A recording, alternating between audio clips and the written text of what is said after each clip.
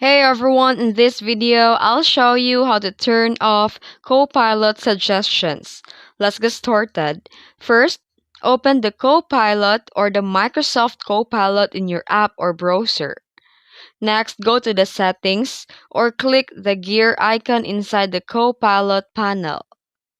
Look for the options related to suggestions, assistance, or the AI features. Then toggle off the setting for Copilot suggestions or automatic assistance.